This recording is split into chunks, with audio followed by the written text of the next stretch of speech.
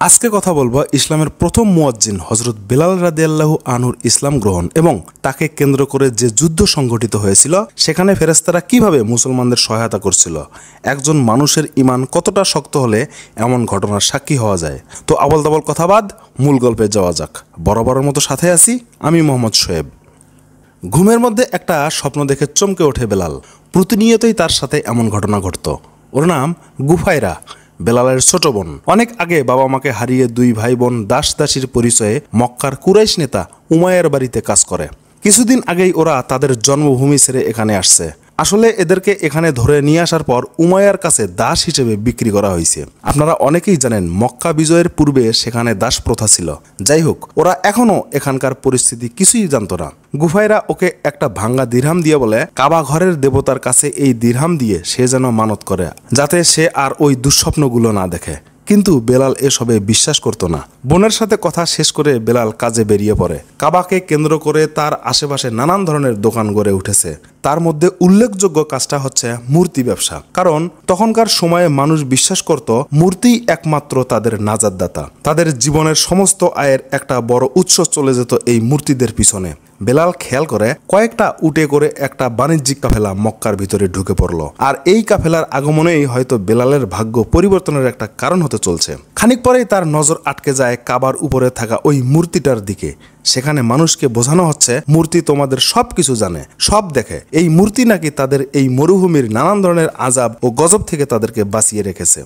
যারা এদের অবহেলা করবে তারা নাকি ওই মরুভূমির বালুর মতো পুড়ে ছারখার হয়ে যাবে। এমন সব কথা শোনার পর কার মাথা ঠিক থাকে বলেন? আসলে এই মুখোশ পরা লোকটা জাদুকর ছিল। সে জাদু দিয়ে সেখানে আসা মানুষদের হিপনোটাইজ করে মূর্তির ভয় দেখিয়ে তাদের কাছ থেকে এইভাবে অর্থ আদায় করত।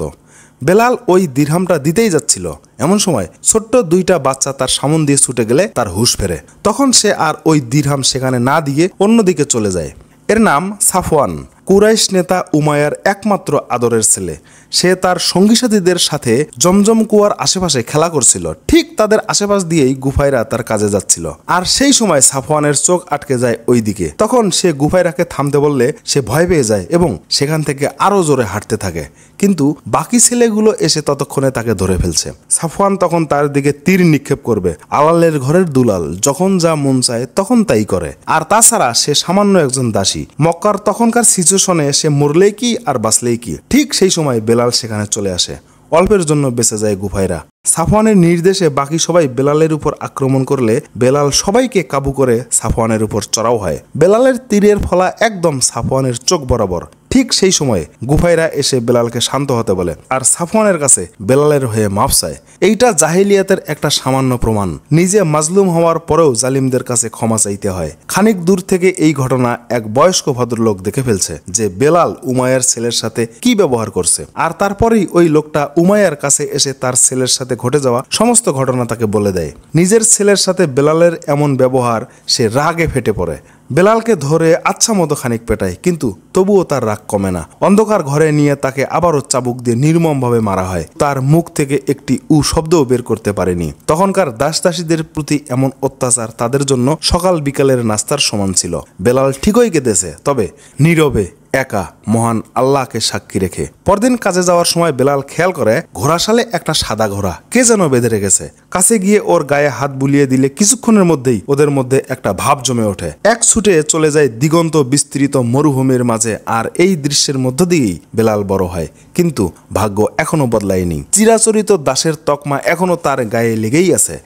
একদিন ছোট্ট একটা বাচ্চা শিশু ক্ষুধার জ্বালা সহ্য করতে না পেরে মূর্তির ঝুলি থেকে একটা দিরহাম চুরি করতে যাচ্ছিল। ঠিক সেই সময়ে বেলাল এসে তাকে থামায়। কারণ পাশে ওই জাদুকর দাঁড়িয়ে সব দেখছিল। যদি এই ঘটনা সে বুঝতে পারে তাহলে সে হয়তো এই বাচ্চা শিশুটিকে মেরেই ফেলতো। বেলাল ওর কাছে থাকা সেদিনের জন্য যতটুকু খাবার ছিল সবটুকু ওই শিশুটিকে দিয়ে দেয়। আর এই ঘটনা আড়াল থেকে এই ভদ্রলোক দেখে ফেলে। এখানে এনাকে আল সাদিক নামে পরিচয় করানো হয়েছে। সেই সময় হযরত আবু বকর রাদিয়াল্লাহু তাআলা আনহুকে আল সাদিক নামে ডাকা হতো।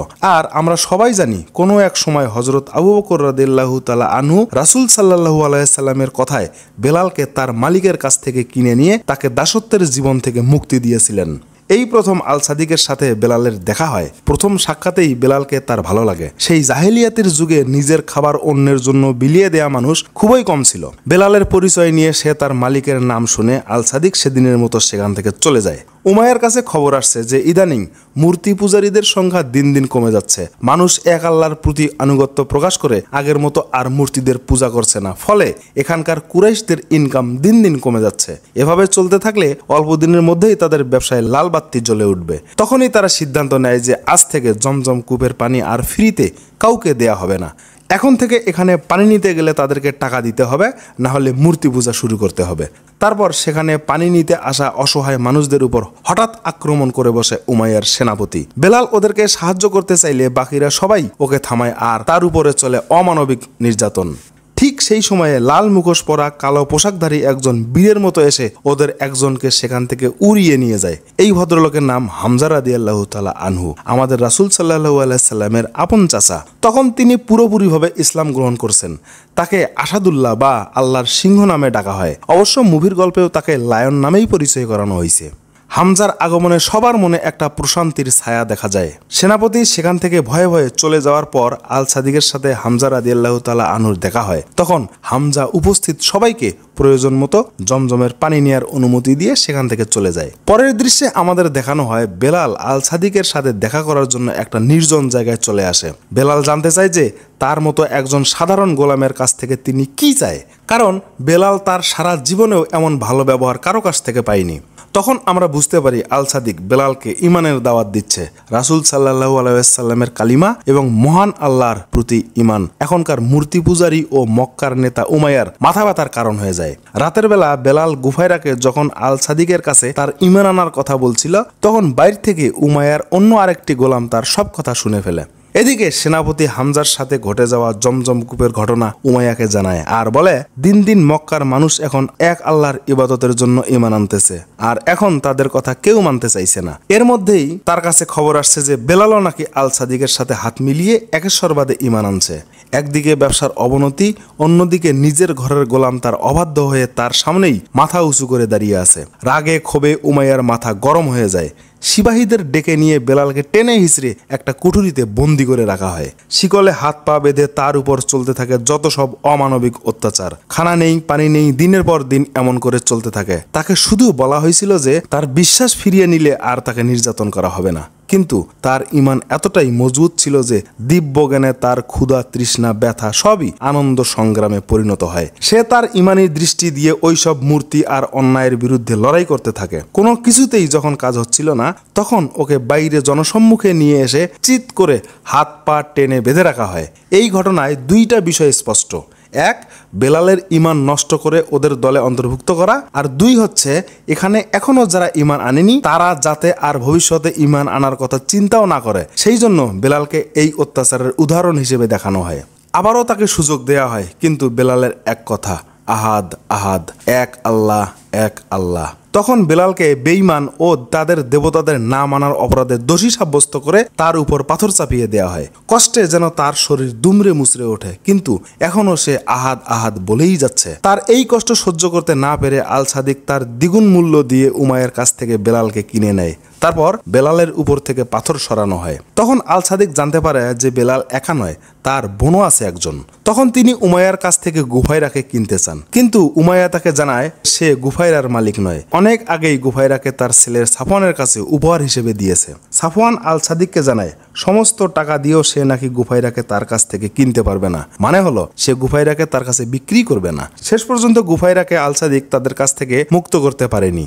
এই ঘটনার কিছুদিন পর বেলালের এক বন্ধু ওকে এসে বলে, তাড়াতাড়ি আমাদেরকে যেতে হবে, শহরের গেটে ওদের কাফেলা ওদের জন্য অপেক্ষা করছে, এখন সময় এসেছে মুক্ত পাখির মতো শিকার করে আকাশে উঠতে। আর এর মধ্যেই উমাইয়া সহ আর বাকি গোলামের মালিকেরা বেলালকে খুঁজতে বেরিয়েছে। এবার ওদের উদ্দেশ্য আরো ভয়ঙ্কর। প্রতিমধ্যেই হামজা বেলালকে তলোয়ার চালানোর প্র্যাকটিস করায়। ইতোমধ্যেই যুদ্ধের আগাম সম্ভাবনা দেখা দিয়েছে, যে কোনো সময় যুদ্ধের ডাক আসতে পারে। খুব অল্প সময়ের মধ্যেই বেলাল তলোয়ার চালানো রপ্ত করে ফেলে। মক্কার অদূরে একটা লোকালয়ে বেলাল সহ আর বাকি কাফেলায় এসে আশ্রয় নেয়। কিছুদিন আগেই যে বেলাল অন্যের গোলাম ছিল, আর এখন তাকে দেখার জন্য মানুষ নিজ থেকে ভিড় করছে। ওদের মধ্যে অনেকেই এইমাত্র মক্কা থেকে এখানে এসে আশ্রয় নিয়েছে। মক্কার অবস্থা এখন ভয়াবহ খারাপ। যারা যারা মূর্তি পূজা ছেড়ে ঈমান আনছে তাদেরকে যেখানে পাচ্ছে সেখানেই মেরে ফেলা হচ্ছে, আর বাড়িঘরে আগুন লাগিয়ে দিয়ে তাদেরকে উচ্ছেদ করে সেখান থেকে পালাতে বাধ্য করা হচ্ছে। এর মধ্যেই সাফওয়ান বেলালের কাছে একটা বার্তা পাঠিয়েছে, গুফাইরার মাথার চুল। না জানি অভাগীর উপরে কি অত্যাচারই না হচ্ছে। আর এক মুহূর্ত দেরি করেনি বেলাল, ঘোড়ায় চড়ে ছুটতে থাকে মক্কার উদ্দেশ্যে। পরিস্থিতি বুঝতে পেরে হামজা বেলালের পিছু নেয়। ছুটতে ছুটতে একসময় সাফওয়ানের বাড়িতে চলে আসে। প্রথমে ওকে একা পেয়ে সবাই মিলে ধরে সাফওয়ানের নির্দেশে শিরচ্ছেদের আদেশ দেয়া হয়। এমন সময় সেখানে হামজার আগমন ঘটে।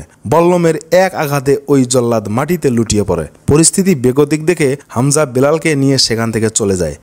আর এই ঘটনার পর উমাইয়ার রাগ জেদ আরো বেড়ে যায়। সে এখন ওদের সাথে যুদ্ধের জন্য প্রস্তুতি নিতে থাকে। সাফওয়ানকে মক্কার দেখাশোনার দায়িত্ব দিয়ে সে তার বিশাল সৈন্যবহর নিয়ে যুদ্ধের উদ্দেশ্যে রওনা দেয়। হযরত উমর, হামজা, বেলাল সবাই মুসলিম সেনাদের সাথে মোনাজাত শেষে যুদ্ধের অপেক্ষায় দাঁড়িয়ে আছে। মুসলিম বাহিনী সৈন্য সংখ্যা ১১৩ জন। তাদের মধ্যে ঘোড়সওয়ার ছিল 2 জন, উট ছিল আনুমানিক ৭০টি, আর বেশিরভাগই অস্ত্র ছিল খুবই সাধারণ। যোদ্ধাদের অনেকেই ছিলেন দরিদ্র ও নবাগত মুসলিম। অপরদিকে কুরাইশ বাহিনী সৈন্য সংখ্যা প্রায় ১০০০। তাদের মধ্যে ঘোড়সওয়ার ছিল ১০০ জন, উট ছিল, আর তাদের অস্ত্র ও সরঞ্জাম ও সামরিক প্রস্তুতি ছিল অনেক উন্নত। উমাইয়ার নির্দেশে প্রথমে ৩ জন সেনা সামনে আগায়। তার ধারণা ছিল যে যুদ্ধ শুরু করার আগেই মুসলিম সেনাদের তারা দুর্বল করতে পারবে, কিন্তু হামজা তার ধারণা ভুল বলে প্রমাণিত করে। যুদ্ধের শুরুতেই হামজা একাই 2 জনকে কাবু করে দেয়। মুসলিম সেনারা তাদের ইমানি শক্তিটি এতটাই শক্ত ছিল যে তাদের কাছে এইসব কিছুই মনে হতো না। আর এই শক্তির তেজ ও ধারের একমাত্র উৎস ছিল আমাদের প্রিয় নবী হযরত মুহাম্মদ সাল্লাল্লাহু আলাইহি ওয়াসাল্লাম, যার আদর্শে সাধারণ মানুষ মুগ্ধ হয়ে রূপ নিত এক অসাধারণ অস্ত্রে। কুরাইশ বাহিনীর সেনারা ছুটে আসছে হামজার দিকে। উনি এখনো দাঁড়িয়ে আছেন, আর একটু কাছে আসতেই তিনি উল্টো দিকে দৌড় দেন, আর মুসলিম সেনারা ততক্ষণাৎ ওদেরকে লক্ষ্য করে তীর ছুড়তে থাকে। এক মুহূর্তেই পুরো একটা ঘোড়ার প্লাটুন মাটির সাথে মিশে যায়। প্রবল বেগে বাকি কুরাইশেরা ছুটতে থাকে সামনের দিকে। এমন সময় একটা অভাবনীয় ঘটনা ঘটে। কোথা থেকে যেন একদল সাদা অশ্বারোহী এসে মুসলমান সৈন্যদের সাথে যোগ দেয়। ঘটে যায় এক মহাকাব্যিক ঘটনা।